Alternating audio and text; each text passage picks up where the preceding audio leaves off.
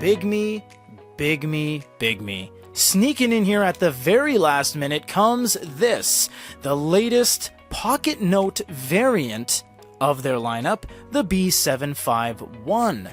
Not only is this not the main line units that use WACOM, this is the collaboration with JD Reed, much like the Bigme Reed. Comes with all this good stuff. You get a pen, you get some tips, you get the actual unit, you get a case, and today we're going to unbox and look at all of it. Let's leave the best for last and check the case out. So their cases have always been incredibly high quality. They don't use that kind of AliExpress special materials.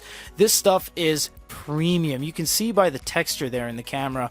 It is absolutely beautiful. This thing has a stylus loop, and it doesn't matter if you want to be right-handed or left-handed. I must note, this is the first time a manufacturer has done this, period.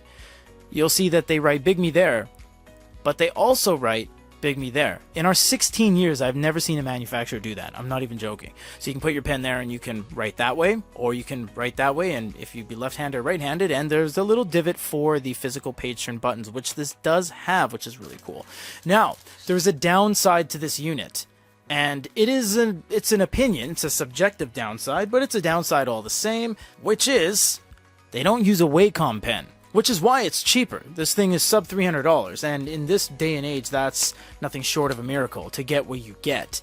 Now, with most of their pens, you open it from the bottom like that. This one is an active capacitive pen, and the tips are very plasticky, and that's just, it goes with the territory. So you would rip the back off like that via a threaded screw type thing, and you get a quadruple A battery. Yes, you guys are always saying we're messing up when we say that. No, it is a.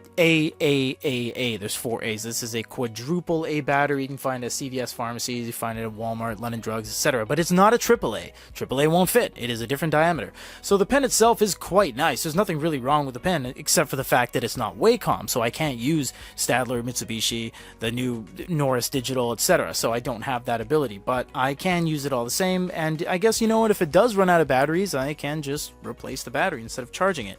You also get some tips, and this should have a nib removal tool as well in there, so just hold on to all this stuff. Now for the unit, the piece of resistance, the piece de resistance, the actual device. Now, if you guys don't know, they have a POCKETNOTE 7, it's called, which is part of their sub variant. Now, it is not the main line of units. This is the active capacitive one, and you can think of this as the second gen of the POCKETNOTE 7.2 in a way.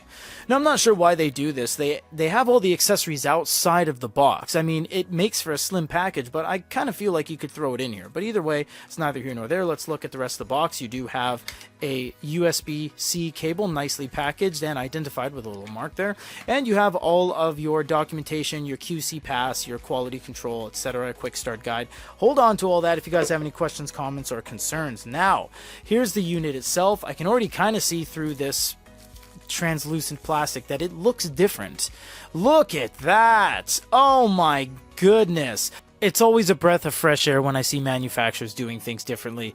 A lot of manufacturers just do business as usual, cookie cutter, stamp something out, and away it goes. This thing is overhauled from their previous units. Look, the amount of contrast is just, they're gone over the top here, which is, I believe, a very positive thing. It mixes it up. You have that kind of nice off-white light gray clay around here. You have a gunmetal that wraps around that you can see around the front as well, that borders and pipes along the side of the ledger here. You do have a black matte ledger with conjoining colors here with the side, which is also gunmetal, and that gives you the ability to do page turns. You have speaker right there. You have a power button nicely tucked away in the corner. Nothing on this side. You have an SD card slot on the bottom with a microphone and a status indicator like USB-C. And look at the back. The back is gorgeous. That is a very nice backing. That is a matte back through and through. And you have this grip strip, which is a stylistic and ergonomic advantage because you can hold it like this and your fingers grip that instead of slipping around on the flat unit. This is very nice. I like this. And you can see there's the collab right there between Bigme and JD. JD is Jingdong, which is a Chinese tech mega giant. They have service outlets. They have tech solutions. They have consumer electronic purchasable goods. They have a bunch of things. They have bookstores, etc. So we're going to power this on for the first time and just check it out really quick. So this is pre-update. We haven't scanned or even looked for an update yet or asked Bigme if they have one. But it does look like you get a lot more of the same in terms of the operating system. You have the sidebar that you can move up and down, and the refresh is kind of isolated to just the zone. I really like that. You get your top drop down and you get your settings. Tons of settings here. They're notorious for settings, just kind of like Hanvon, for example, where they just throw everything at you. But it leads for a lot of customization. You can do things like Bigme account, login with WeChat, Google Play, whole bunch of stuff. This is everything that comes in the box with the brand new Bigme/JD collaboration POCKETNOTE 7 2nd gen called the B751, 300 ppi screen, octa-core processor, a lot more coming. Stay tuned for the review.